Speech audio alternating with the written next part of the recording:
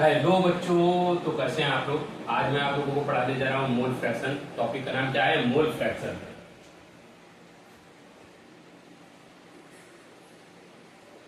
Topic का नाम है मोल फ्रैक्शन। तो मोल फ्रैक्शन जानने से पहले आप लोगों को जानना होगा मोल क्या होता है। मोल के बारे में आप लोगों को जानना होगा, जो कि आप क्लास 11 केमिस्ट्री का एक टॉपिक है।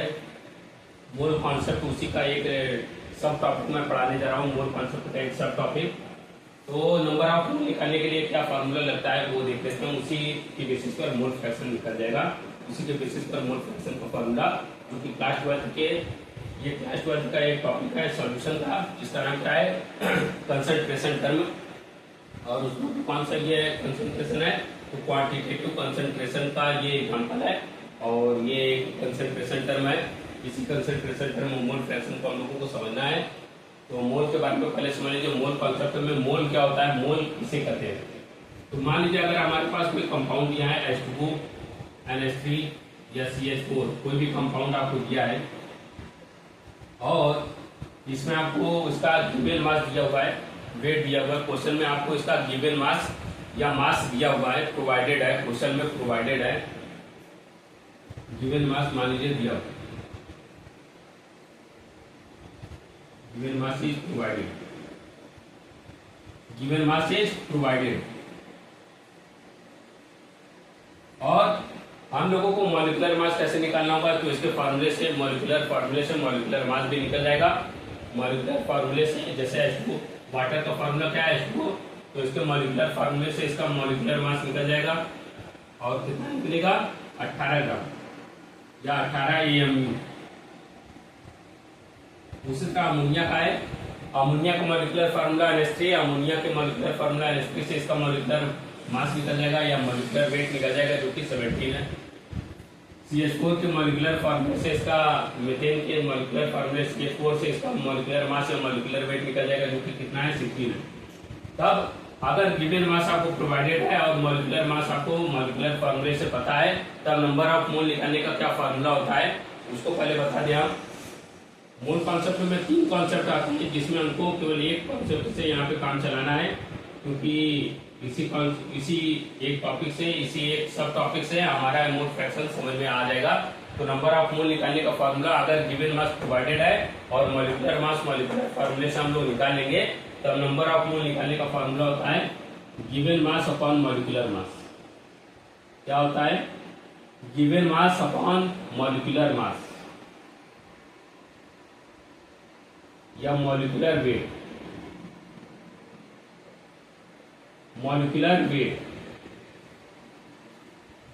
यही होता है हमारा नंबर ऑफ मोल निकालने का फार्मूला। नंबर ऑफ मोल निकालने का फार्मूला क्या होता है? Given mass upon molecular mass या मॉलिक्यूलर वेट। यही होता है नंबर ऑफ मोल निकालने का फार्मूला, जब गिवन मास आपको दिया हुआ है और मॉलिक्यूलर मास आपको मॉलिक्यूलर फार्मूले से निकल जाएगा। तब गिवन मास को इसको डिनोट करते हैं स्मॉल w से, और मॉलिक्यूलर मास को डिनोट करते हैं स्मॉल m से। तो नंबर ऑफ मोल निकल जाएगा स्मॉल n इसका 2w अपॉन है।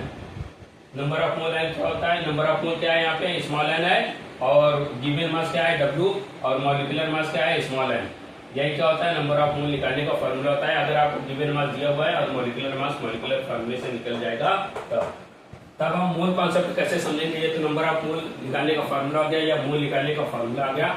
अगर मोल आप समझ गए, मोल क्या होता है? मोल एक नंबर होता है, एक क्वांटिटी होती है, जिसका नंबर क्या होता है? जैसे डजन क्या है? एक नंबर है। और कहीं पे भी डजन लिखा है इसका मतलब 12 होता है, कहीं पे भी पेयर लिखा है इसका मतलब 2 होता है। उसी तरह मोल कहीं पे भी लिखा है इसका मतलब क्या होता है? 6.022 इंटू 10⁻23। 1 मोल में कितना एटम मॉलिक्यूल या आयन होते हैं? 6.022 इंटू 10⁻23 एटम, आयन या मॉलिक्यूल होते हैं। अगर 1 मोल एटम की बात करेंगे तो 6.022 इंटू 10⁻23 एटम होंगे। 1 मोल आयन की बात करेंगे तो 6.022 इंटू 10⁻23 आयन होंगे। और 1 मोल मॉलिक्यूल की बात करेंगे तो 6.022 इंटू 10⁻23 मॉलिक्यूल होंगे। यही क्या होता है? नंबर ऑफ मोल निकालने का फार्मूला होता है या मोल निकालने का फार्मूला। ये मोल कॉन्सेप्ट है। मोल क्या होता है? मोल एक तरह का नंबर, एक तरह का क्वांटिटी है, एक तरह का यूनिट है।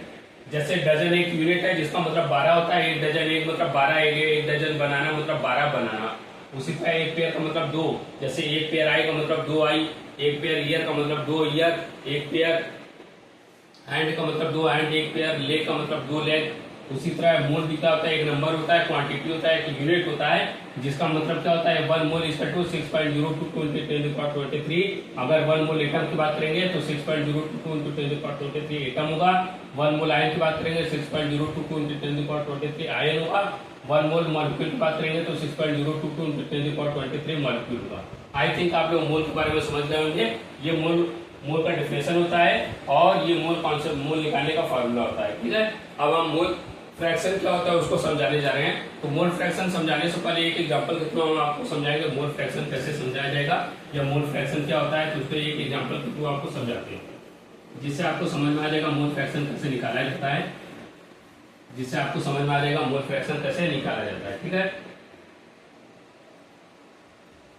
तो जैसे कि हम जानते हैं कि अगर हमारे पास किसी क्लास में 2 स्टूडेंट हैं ए और बी, किसी क्लास में 2 स्टूडेंट ए और बी हैं, ए के पास मान लीजिए 3 पेन है और बी के पास 2 पेन है, तो टोटल इन दोनों के पास मिलाकर कितने पेन हो जाएंगे, 5 पेन हो जाएंगे, 5 पेन हो जाएंगे। ठीक है, ए के पास 3 पेन है, बी के पास 2 पेन है, तो टोटल इन दोनों के पास मिलाकर 5 पेन हो गए। अब ए का फैक्टर निकाला जाए, ए का फ्रैक्शन निकाला जाए, ए के पास कितना फ्रैक्शन पेन है, तो हम क्या करेंगे 3 को डिवाइड कर देंगे 5 से। ठीक है, 3 को डिवाइड कर देंगे 5 से। उसी तरह बी के पास कितना फ्रैक्शन पेन है, तो बी को हम बी के नंबर ऑफ पेन को डिवाइड कर देंगे टोटल नंबर ऑफ पेन से, तो ये बी का फ्रैक्शन आ जाएगा। ठीक है, ए का फ्रैक्शन क्या हुआ, ए के पास जितना पेन है उसको टोटल पेन से डिवाइड कर दिए। बी का फ्रैक्शन कैसे निकलेगा, बी के पास जितना पेन है उसको टोटल पेन से डिवाइड कर दिए। ये ए का फ्रैक्शन आ गया, ये बी का फ्रैक्शन आ गया। यही क्या होता है, फ्रैक्शन का कॉन्सेप्ट होता है। और mole fraction is nothing, mole fraction में भी 2 कॉन्सेप्ट होते हैं, 2 स्टूडेंट होते हैं, या किसी सॉल्यूशन में 2 कंपोनेंट होते हैं। जैसे कि हम जानते हैं कोई भी सॉल्यूशन कैसे बनता है, जब किसी प्योर सॉल्वेंट में बाहर से सॉल्यूट को डाला जाता है। जब किसी प्योर सॉल्वेंट में बाहर से सॉल्यूट को डाला जाता है तब जाके हमारा सॉल्यूशन बनता है। अब उसी को हम यहाँ पर समझेंगे। यहाँ पर ए के पास, ए मान लीजिए हमारे पास सॉल्वेंट हो गया और बी हमारे पास मान लीजिए सॉल्यूट हो गया। ए क्या है, मान लीजिए सॉल्वेंट है और बी क्या है, हमारे पास सॉल्यूट है। ठीक है, ए क्या है, हमारे पास सॉल्वेंट है और बी क्या है, हमारे पास सॉल्यूट है। और ए के पास नंबर ऑफ मोल मान लीजिए स्मॉल एन है, कितना है, स्मॉल एन और कैपिटल एन, क्योंकि सॉल्वेंट का नंबर ऑफ मोल ज्यादा होता है इसलिए इसे कैपिटल एन से दिखाएंगे। और बी जो है सॉल्यूट है वो इसके पास कम नंबर ऑफ मोल होता है इसलिए स्मॉल एन से दिखाएंगे। तो यही इसका नंबर ऑफ मोल हो गया। ए के पास नंबर ऑफ मोल कितना है, कैपिटल एन, और बी के पास नंबर ऑफ मोल कितना है, स्मॉल एन। ठीक है, तो मोल फ्रैक्शन यहाँ पे निकालने के लिए क्या करेंगे, जैसे कि जब पेन का एग्जांपल दिए थे तो बताए थे ए के पास जितना पेन है उसको टोटल पेन से डिवाइड कर देंगे, बी के पास जितना पेन है उसको टोटल पेन से डिवाइड कर देंगे, तो बी का फ्रैक्शन निकल जाएगा, ए का फ्रैक्शन निकल जाएगा। टोटल यहाँ पे नंबर ऑफ मोल उसी तरह जस्ट निकालिए। ए के पास नंबर ऑफ जो सॉल्वेंट है वो मान लीजिए ए है, उसके पास नंबर ऑफ मोल कितना है, कैपिटल एन, और जो सॉल्यूट है वो बी है हमारे पास, उसके पास नंबर ऑफ मोल कितना है, स्मॉल एन। तो टोटल नंबर ऑफ मोल कितना हो जाएगा सॉल्यूशन का, small N plus capital N. ये क्या हो जाएगा, सॉल्यूशन का नंबर ऑफ मोल हो जाएगा small N plus capital N. ठीक है, ये सॉल्यूशन का टोटल मोल आ जाएगा small N plus capital N. ठीक है, अब हम जानते हैं कि अगर हमको मोल फ्रैक्शन सॉल्यूट का निकालना है या सॉल्वेंट का निकालना है, mole fraction of solvent, mole fraction of solvent की बात करेंगे, इसे काई सॉल्वेंट से दिखाएंगे क्योंकि मोल फ्रैक्शन को काई से डिनोट किया जाता है। एक ग्रीक लेटर है काई, काई से मोल फ्रैक्शन को डिनोट किया जाता है। इसे हम क्या पढ़ते हैं, काई पढ़ते हैं। ठीक है, इसे क्या पढ़ते हैं, काई पढ़ते हैं। और ये मोल फ्रैक्शन को रिप्रेजेंट करने वाला एक साइन होता है।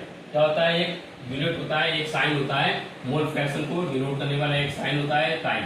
ठीक है, अब हम मोल फ्रैक्शन ऑफ सॉल्वेंट निकालने जा रहे हैं। तो मोल फ्रैक्शन ऑफ सॉल्वेंट क्या हो जाएगा, तो टोटल मोल फ्रैक्शन सॉल्वेंट के पास कितने मोल है, कैपिटल एन, और टोटल नंबर ऑफ मोल कितने हैं सॉल्यूशन का, small N plus capital N. ये क्या हो जाएगा, ये हो जाएगा हमारा मोल फ्रैक्शन ऑफ सॉल्वेंट हो जाएगा। ठीक है, ये मोल फ्रैक्शन ऑफ सॉल्वेंट क्या हो जाएगा, chi solvent equal to number of mole of solvent capital N divided by total number of mole of solution small N plus capital N. उसी तरह अगर मान लीजिए हमें मोल फ्रैक्शन ऑफ सॉल्यूट निकालना हो, क्या निकालना हो, मोल फ्रैक्शन ऑफ सॉल्यूट, तो काई सॉल्यूट इक्वल टू क्या हो जाएगा, काई सॉल्यूट इक्वल टू हो जाएगा हमारा small N upon small N plus capital N. क्यों ऐसा हुआ? क्योंकि सॉल्यूट का नंबर ऑफ मोल कितना स्मॉल एन है और टोटल नंबर ऑफ मोल कितना है small N plus capital N. तो यही मोल फ्रैक्शन ऑफ सॉल्यूट हो गया। काई सॉल्यूट से रिप्रेजेंट करेंगे, इसका क्या हो जाएगा? इस number of mole of solute divided by total number of mole of solution.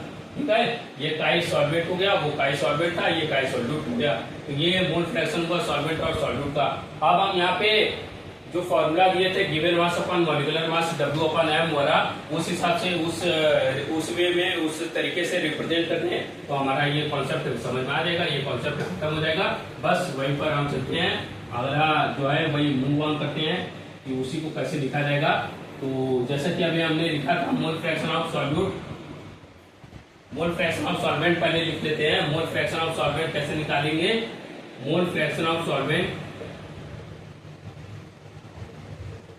Mole fraction of solvent इसे डिनोट करेंगे काई सॉल्वेंट से। कैसे डिनोट करेंगे? काई सॉल्वेंट से। और फॉर्मूला क्या होता है? नंबर ऑफ मोल कितना है सॉल्वेंट का? कैपिटल एन, और टोटल मोल कितना है small N plus capital N. ठीक है, अब यहाँ पे कैपिटल एन का जो फॉर्मूला बनेगा यहाँ पे हम लिख दे रहे हैं। कैपिटल एन क्या है? Number of mole of solvent है, और हम जानते हैं जो नंबर ऑफ मोल निकालने का फॉर्मूला होता है वो क्या होता है? Given mass upon molecular mass, given mass upon molecular mass, molecular mass. ठीक है, तो गिवन मास क्या हो गया? कैपिटल एन हो गया, तो कैपिटल W लिखेंगे और मॉलिक्यूलर मास को कैपिटल एन से लिखेंगे। ये नंबर ऑफ मोल कितना गया? सॉल्वेंट का हो गया। उसी तरह number of mole of solute निकालने के लिए given mass upon molecular mass करेंगे, क्योंकि स्मॉल एन है तो इसलिए हम दोनों को स्मॉल से ही डिनोट करेंगे, मॉलिक्यूलर मास को स्मॉल एन से और गिवन मास को स्मॉल W से। ये क्या हो गया? ये हो गया number of mole of solute. Number of mole of solute कितना हो गया? Small W upon small M. यहाँ पे स्मॉल एन क्या है? Number of mole of solute है। ये गिवन मास स्मॉल W और मॉलिक्यूलर मास स्मॉल एम हो गया। ठीक है, अब बस इसी को हम यहाँ पे पुट कर देंगे, हमारा मोल फ्रैक्शन आ जाएगा। तो कैपिटल एन की जगह लिखेंगे capital W upon capital M, small N की जगह लिखेंगे small W upon small M, capital N की जगह लिखेंगे capital W upon capital M. ये क्या हो गया? मोल फ्रैक्शन ऑफ सॉल्वेंट हो गया, मोल फ्रैक्शन ऑफ सॉल्वेंट हो गया। ये क्या है? मोल फ्रैक्शन ऑफ सॉल्वेंट का फॉर्मूला हो गया।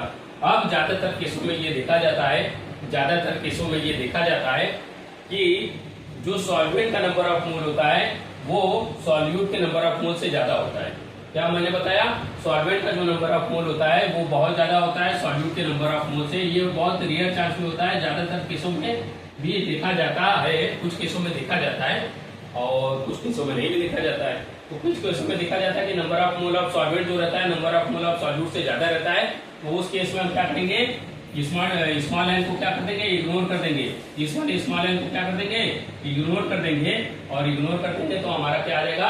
लगभग 1 के बराबर आ जाएगा। मोल फ्रैक्शन ऑफ सॉल्वेंट लगभग 1 के बराबर आ जाएगा, जो कि ऐसा होता नहीं है। मोल फ्रैक्शन ऑफ सॉल्वेंट कभी भी 1 के बराबर नहीं आता, या सॉल्यूट कभी भी 1 के बराबर नहीं आता। सॉल्वेंट तो लगभग 1 के ही आसपास होता है, लेकिन 1 के बराबर नहीं होता। लेकिन यहाँ पे small W upon small N को हम यहाँ पे इग्नोर कर सकते हैं ना, जब हमारा number of mole of solvent ज्यादा होगा number of mole of solute से। तब number of mole of solvent अगर ज्यादा होगा तब small W upon small M को हम क्या कर सकते हैं? इग्नोर कर सकते हैं। अब हम सॉल्यूट का मोल फ्रैक्शन निकाल लें।